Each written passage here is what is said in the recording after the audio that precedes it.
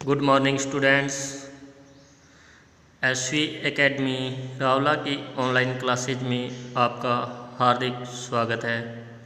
Class third subject English lesson 4 the सी।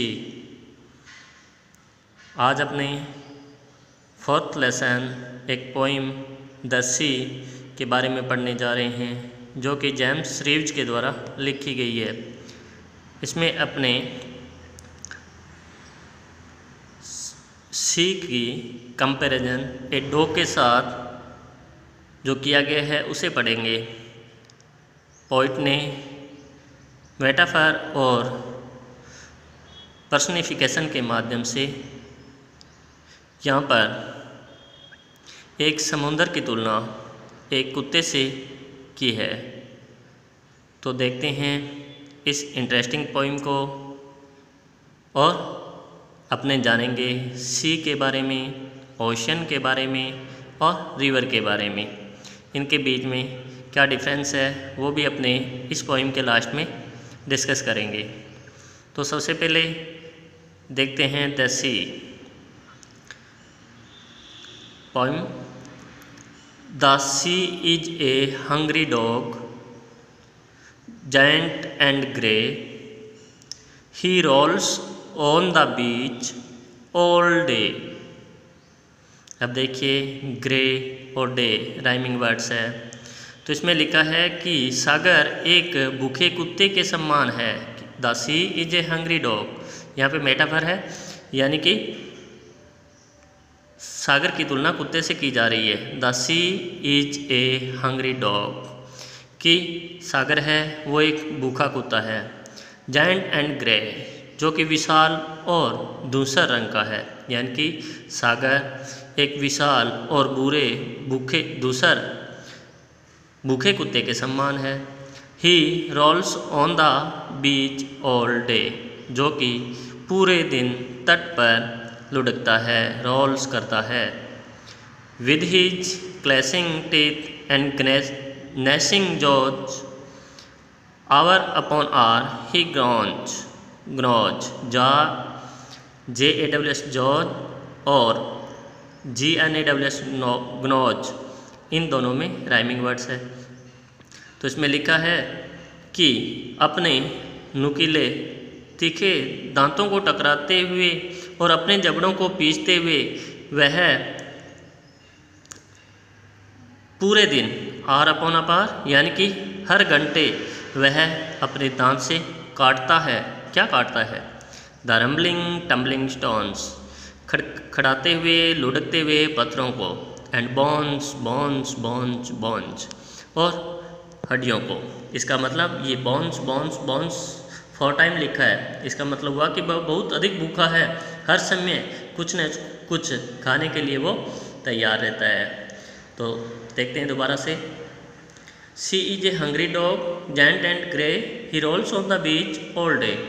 कि poet कहता है कि सागर एक विशाल और दूसरे रंग के भूखे कुत्ते के समान है, जो कि पूरे दिन तट पर लुढ़कता है और अपने तीखे नुकीले दांतों को टकराते हुए और अपने जबड़ों को पीसते हुए पूरे दिन दांत से काटता है, खड़खड़ाते और लुढ़कते हुए पत्थरों को।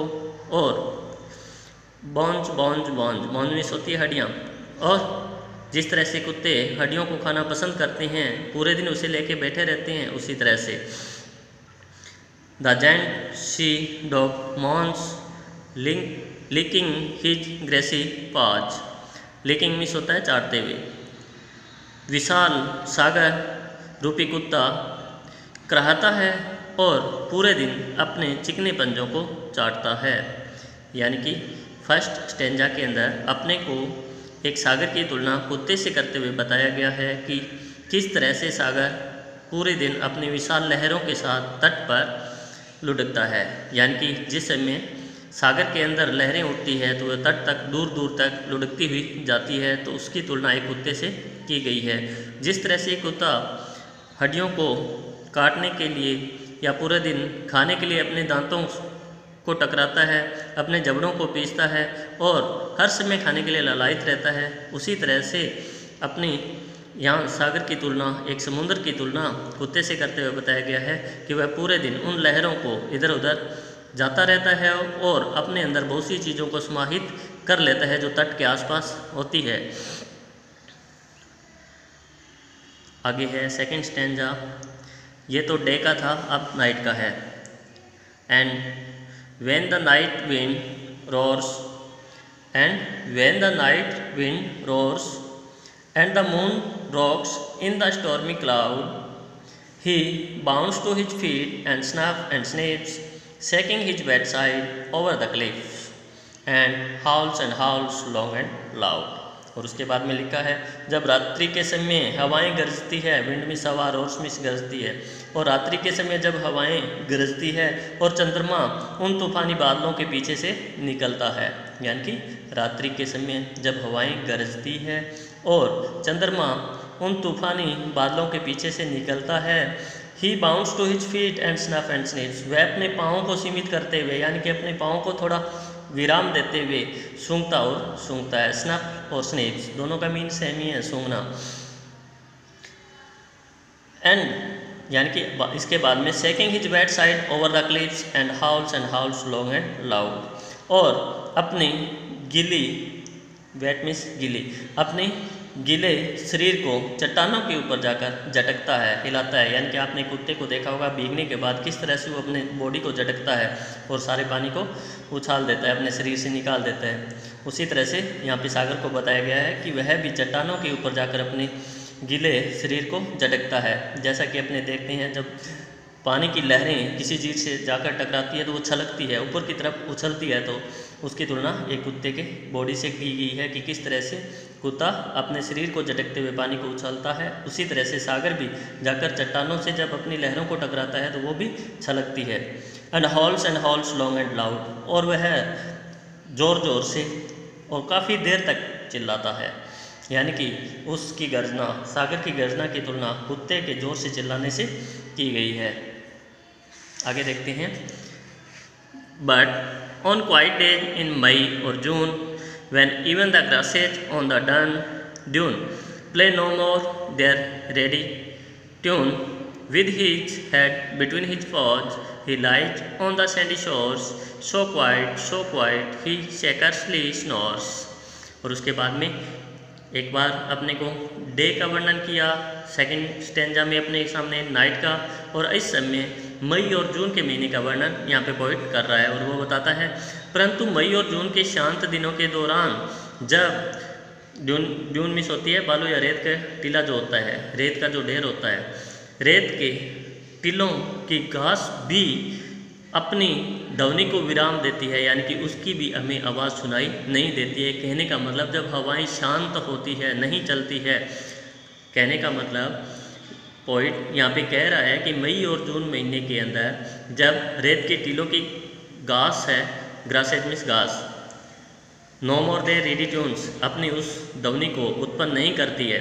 यानी कि मई और जून के शांत दिनों के दौरान जब रेत के टीलों की घास भी अपनी ध्वनि को उत्पन्न नहीं करती है, with his head between his paws he lies on the sandy shores, उस दौरान कुत्ता भी, यानी कि ये सागर रूपी कुत्ता भी अपने पंजों के बीच में अपने सिर को रखकर और उस रेतीले तट पर लेटता है, आराम करता है।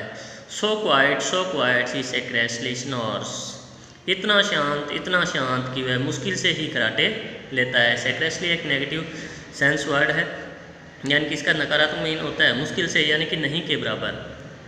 तो थर्ड स्टेंजा में हमें बताया है कि मई और जून के शांत दिनों के दौरान जब रेत के टीलों की घास भी आवाज़ नहीं करती है, तो उस दौरान ये सागर रूपी कुत्ता अपने पंजों के बीच अपना सिर रखते हुए उस रेतीले तट पर आराम करता है, लेटता है। इतना शांत कि वह मुश्किल से ही खराटे ले पाता है, यानी कि उसमें किसी प्रकार की कोई गर्जना नहीं होती है। पर्सोनिफिकेशन का मतलब होता है किसी ऐसी वस्तु का या ऐसी चीज़ का मानवीकरण करना जो कि मानव नहीं है। यहाँ पे एक सागर की तुलना एक प्राणी से की गई है, जो कि कुत्ता एक प्राणी है, उससे तुलना की गई है, इसलिए इसका मतलब यहाँ पे पर्सोनिफिकेशन है। आगे देखते हैं। For the teacher discuss with the children about seas in India explain to them the difference between rivers, seas and oceans. तो रिवर्स क्या होती है, सीज क्या होते हैं एंड ओशंस क्या होते हैं। तो सबसे पहले रिवर्स एक नेचुरल वाटर बॉडी है, यानी कि नदी, रिवर्स का मतलब नदी। नदी एक प्राकृतिक जल स्रोत है, यानी कि जो ऊंचे स्थानों से निम्न स्थानों की तरफ यानी कि मैदानों की तरफ बहती है, जिसमें पीने योग्य पानी पाया जाता है।